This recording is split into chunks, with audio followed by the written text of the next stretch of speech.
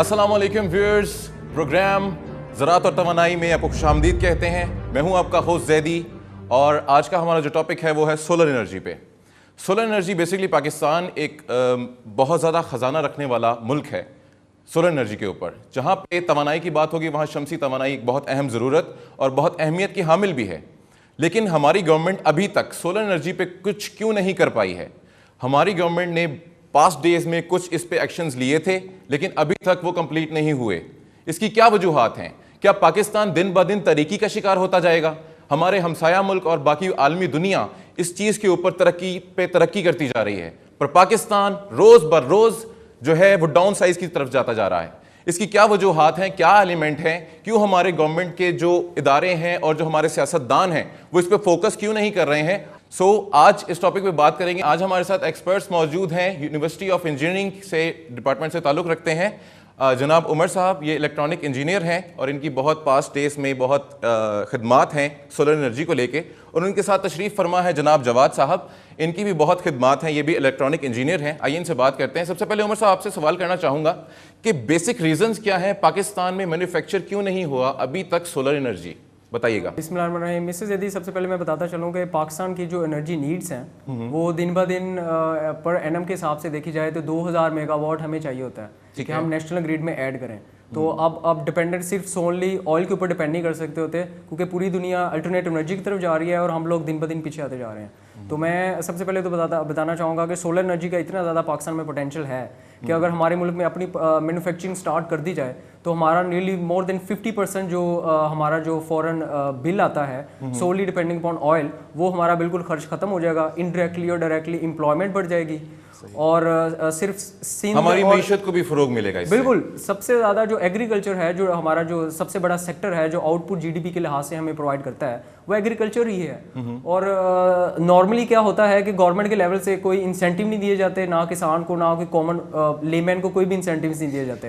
अखबारों में paper work में हर साल कोई ना कोई वो एडवर्टीजमेंट डिपेंडिंग ऑन सब कुछ कर दिया जाता है, लेकिन that's only on paper work. मतलब कि प्रोफेशनली तौर पे कोई इसको सीरियसली कोई लेता भी नहीं है। और अगर कोई बंदा बाहर से आके इनको कोई वो कर भी दे कि जी पॉजिटिव आपको रिसर्च R&D भी नहीं हो रही हमारे मुल्क में, और कंपैरेटिवली अगर कोई इंसेंटिव गवर्नमेंट दे रही नहीं है, तो why should a person invest in Pakistan, जबकि उसको नेबरिंग जो कंट्रीज़ हैं काफ़ी ज़्यादा जो हमसे ज़्यादा इन्वेस्टमेंट वो भी नहीं है, क्या करते हैं टू एंड मीट भी नहीं जिनके कंट्रीज में हो रहे, वो हमसे ज़्यादा वो कर सकते हैं। इंसेंटिव्स भी देती है गवर्नमेंट। और मैन्युफैक्चरिंग के लिहाज से हमारे मुल्क में गवर्नमेंट की तरफ से तो कोई वो नहीं हो रही, क्या कहते होते हैं, इंसेंटिव्स मिल रहे। मैन्युफैक्चरिंग की जो है इंसेंटिव्स अगर गवर्नमेंट दे आम जनरल पब्लिक को as well as business community को, तो मेरे ख्याल से हमारे मुल्क में जो आज बुहरान आया हुआ है बिजली का, वो एट द फर्स्ट टाइम कभी होना ही नहीं था चाहिए। अच्छा, मैं आपसे ये पूछना चाहूँगा, जैसे प्राइवेट सेक्टर्स हैं वो पाकिस्तान में क्यों नहीं इसको सोलर एनर्जी को लेके आ रहे, अभी तक क्यों नहीं आए हैं प्राइवेट सेक्टर्स? प्राइवेट सेक्टर्स का वही बात है कि अगर एक बिजनेस प्राइवेट सेक्टर्स का भी मैं बताता चलूँ कि प्राइवेट सेक्टर्स इस वक्त पाकिस्तान में 76 हैं on registered. Pakistan alternative energy board के साथ जो रजिस्टर्ड हैं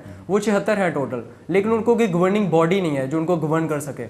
वो अपने बेसिस पे जो मर्जी प्राइसेस करते हैं, वो बस अपनी मर्जी से प्राइसेस डोनेट कर देते हैं और सेमिनार्स करवा देते हैं 5 स्टार होटल में, जहाँ से सिर्फ एक आम जो बंदा है, आम शहरी तो जा सकता आता है, लेकिन एक आम लेमैन नहीं जा सकता जिसको डायरेक्टली फायदा हो। जी उमर साहब, आपसे बात हो रही है, अब हम बात करते हैं जवाद साहब से। हमें ये बताइएगा कि गवर्नमेंट ने पास्ट कोई एक्शन लिया था सोलर एनर्जी के ऊपर? बिल्कुल, बहुत बड़ा एक्शन लिया था।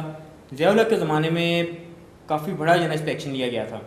1.6 बिलियन रुपीस का सोलर पैनल्स मंगवाए गए थे यूके से, लेकिन उस पर कोई काम नहीं किया गया, किसी किस्म का कोई काम नहीं किया गया।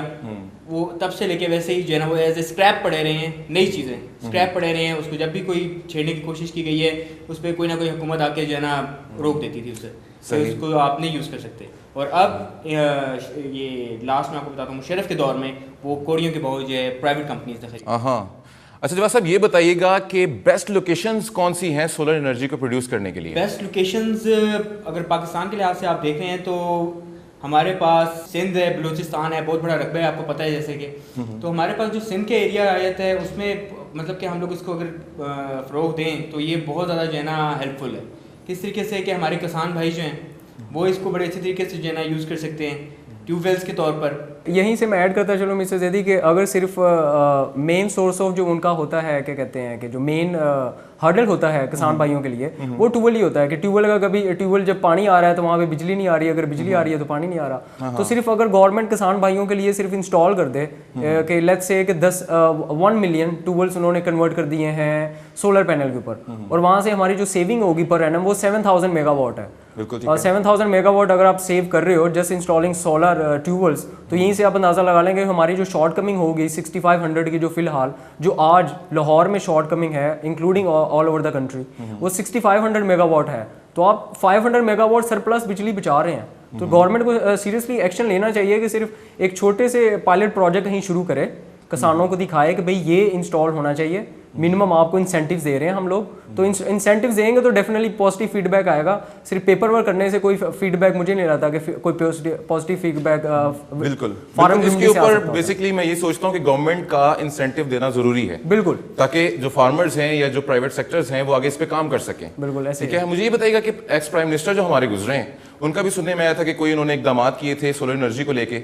जी, लास्ट ईयर 2011 की बात है कि एक्स प्राइम मिनिस्टर ने इस्लामाबाद में as a pilot project launch किया जिसकी इंस्टॉल कैपेसिटी थी 170 वाट्स। मैं बताता चलूँ आपको मिसेस जैदी कि मेरे घर में 1000 जो है वाट का वो यूपीएस लगा हुआ है, वो सोलर तो नहीं है लेकिन बैटरी पावर्ड है और अल्हम्दुलिल्लाह सही चल रहा है। तो इस्लामाबाद में उनकी पब्लिसिटी, वो इंस्टॉल जो सोलर किया गया था वो हार्डली 500,000 थी, 4.5 लाख से 5 लाख के दरमियान थी, 500,000। तो उसकी जो एडवर्टीजमेंट की गई थी कि जी देखें जी प्राइम मिनिस्टर ने इंस्टॉल किया है, जी बड़ा जी वाह हो रही थी, वो 30 लाख रुपया खर्चा आया। कि यहीं से अंदाजा लगा लें कि उनकी प्रायोरिटीज पहले सही है नहीं है, कि जहाँ पे उनकी प्रायोरिटी सेट अगर हो जाए कि भाई 30 लाख के बजाय अगर आप पांच जगह और ये सेम प्रोजेक्ट कर सकते हैं, तो वो शायद पॉजिटिव फीडबैक होता पब्लिक की तरफ से, वो एक मोटिवेशन भी होती लोगों के लिए कि देखें जी जिन लोगों को करना चाहिए उन्होंने पॉजिटिव एक स्टेप लिया हुआ है कि एक आप चीज़ इंस्टॉल कर रहे हैं 5 लाख की और उसके ऊपर आप खर्चा कर रहे हो एडवर्टीजमेंट का, लोगों को बताने के लिए कि जी गिलानी साहब ने 30 लाख रुपया लगवा दिया है कि जी उन्होंने इंस्टॉल किया था पावर का। तो प्रायोरिटी शायद हमारी अगर स्ट्रेट हो जाए तो आज हम इस बहरान में ना आते हैं। बिल्कुल ऐसी, और हमारी जो कम्पिटिटिव कंट्री है, हमारा जो हमसाया मुल्क है,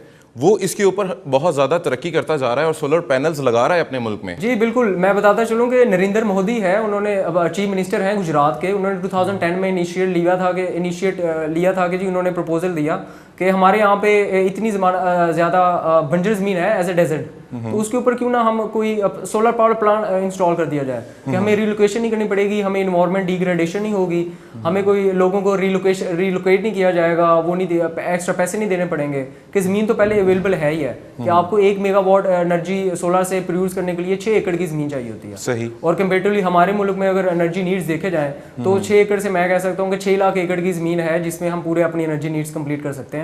और उन्होंने फर्स्ट सोलर पावर प्लांट लगाया था जो दुनिया का कह सकते हैं कि फर्स्ट सबसे बड़ा पावर प्लांट है इस वक्त सोलर एनर्जी के लिहाज से। उन्होंने इस अप्रैल 2012 में अपने ट्विटर अकाउंट से मुझे खुद पता चला था कि नरेंद्र मोदी साहब ने उसको पावर ऑन कर दिया है टेस्टिंग बेसिस के, बीटा टेस्टिंग के लिए, और इसकी जो इनिशियल कैपेसिटी है वो 600 मेगावाट है।